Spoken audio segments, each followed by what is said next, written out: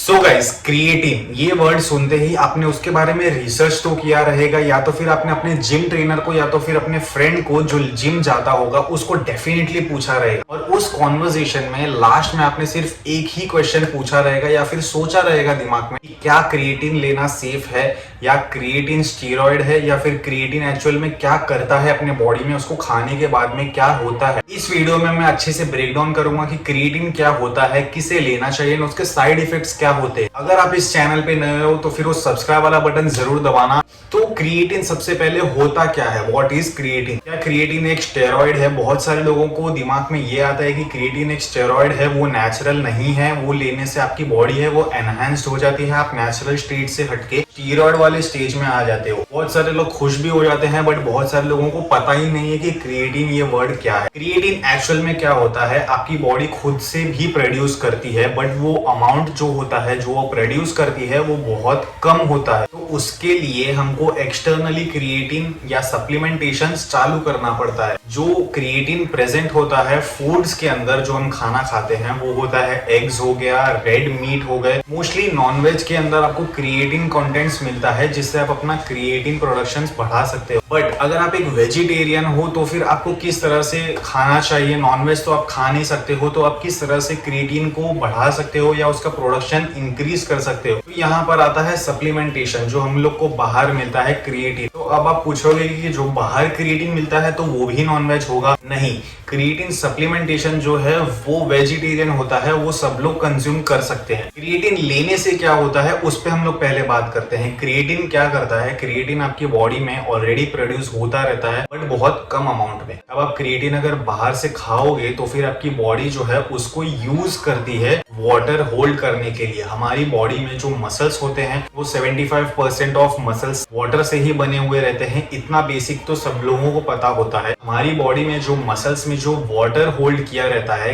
Creatine क्या करता है, वो मसल्स के अंदर जाकर वो वाटर को होल्ड करता है, वाटर रिटेंशन करता है, वहां पर वो वाटर को रिटेन करता है। वहां पे स्टार्टिंग में जब भी आप क्रिएटिन लेना चालू करते हो तो स्लाइटली आपको अपने वेट में भी डिफरेंस दिखना शुरू हो जाता है। थोड़ा सा आपका वेट है बढ़ने लगता है, बिकॉज आपकी बॉडी जो है वो वाटर को होल्ड करने लगती है क्रिएटिन की वजह से। क्रिएटिन के और दूसरे क्या इफेक्ट्स होते हैं जो आपको विजिबली दिख सकते हैं या फील हो सकते हैं? जो आप जिम में लिफ्ट्स कर रहे होते हो, समझो कि आप 40 के डंबल्स उठा रहे हो चेस्ट प्रेस करने के लिए, एंड उसमें आप सिर्फ 8 रेप्स कर पाते हो, बट आफ्टर यूजिंग क्रिएटिन थोड़े टाइम के लिए क्रिएटिन यूज करने के बाद में आपको थोड़ा सा स्ट्रेंथ और अपने पावर में भी आपको डिफरेंस फील होगा, बिकॉज जो आपके लिफ्ट्स हैं वो थोड़े से स्ट्रॉन्ग फील होंगे आपको। आप जो है 8 नहीं 9 से 10 रेप कर पाओगे। जहां पर हमारा फेलियर जोन आने वाला रहता है वहां पर आपका स्ट्रेंथ है वो बहुत काम में आता है। जैसे ही हम सेट को या रेप को फेल करने वाले रहते हैं, वहां पर आप 1 या 2 रेप एक्स्ट्रा लगा सकते हो। एंड जिम जाने वाले लोगों को ही पता है कि वो 1 और 2 रेप में ही बहुत ज्यादा डिफरेंस होता है हमारे बॉडी के लिए, क्योंकि हम लोग वहीं पे ग्रो करते हैं। हमारी बॉडी जो एक्चुअल में है वो फेलियर वाले रेप्स में ही ग्रो होती है। तो क्रिएटिन उसमें आपको बहुत हेल्प करता है आपके स्ट्रेंथ को इंक्रीज करने में। ओवरऑल आपका जो परफॉर्मेंस है वो काफी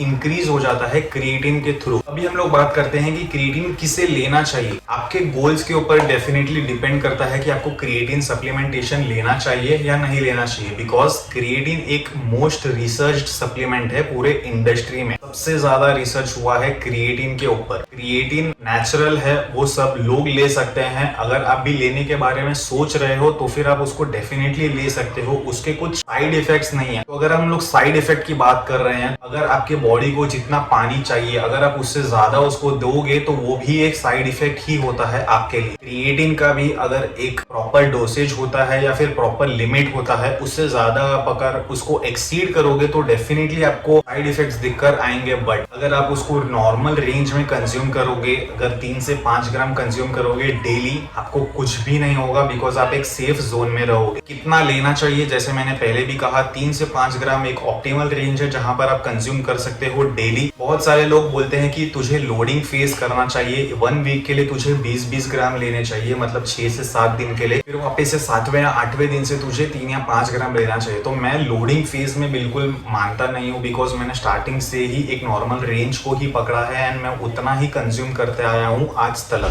3 ग्राम से 5 ग्राम एक ऑप्टिमल रेंज है जो मैं हमेशा कंज्यूम करता हूँ डेली, बिकॉज मुझे लोडिंग फेज से इतना कुछ प्यार नहीं है या फिर मुझे कुछ रिजल्ट इतना फास्ट नहीं चाहिए कि मुझे लोडिंग करना चाहिए एंड देन वापस से उसको चेंज करना चाहिए। वो टोटली आप पे डिपेंड करता है। बहुत सारे एथलीट्स भी हैं जो क्रिएटिन को कंज्यूम करते हैं बिकॉज वो सेफ है एंड मोस्ट रिसर्च सप्लीमेंट में आता है। तो अगर आप क्रिएटिन लेने के बारे में सोच रहे हो, बिकॉज वो एक चीप प्रोडक्ट है, चीप से मेरा मतलब है कि आपको 600 से 800 के बीच में, या मैक्सिमम अगर आप फ्लेवर वाले क्रिएटिन लेने जाओगे तो 1000-1200 के अंदर आपको एक अच्छा क्रिएटिन मिल जाएगा। जहाँ की आपको प्रोटीन अगर आप लेने जाते हो तो आपके 3500, 4000, 5000 जिस तरह का प्रोटीन लोगे उतना महंगा वो आता है। और अगर मैं कॉलेज स्टूडेंट की बात करूँ तो 3000, 5000 हर महीने या तो फिर हर 30 दिन के बाद में, हर 15 दिन के बाद में लाना इस थोड़ा सा एक टास्क बन जाता है आपके लिए भी। तो अगर आप क्रिएटिन लेने के बारे में सोच रहे हो तो फिर सबसे पहले बहुत सारे लोगों के दिमाग में वही आता है कि वो एक चीपर प्रोडक्ट है एज कम्पेयर टू प्रोटीन, तो वो लोग सबसे पहले जाते हैं क्रिएटिन लेने के लिए। एंड उसको आपको साइकिल करने की जरूरत नहीं है कि आपने 1 मंथ लिया देन 1 मंथ ऑफ किया। अगर आप एक ऑप्टिमल रेंज में कंज्यूम कर रहे हो तो आप कंज्यूम करते रह सकते हो। बिकॉज मैं खुद क्रिएटिन कंज्यूम करता हूँ जब से मैंने मेरे जिम जर्नी को स्टार्ट किया है, उसके बाद से आज तक मैं क्रिएटिन कंज्यूम करता हूँ। उसके कुछ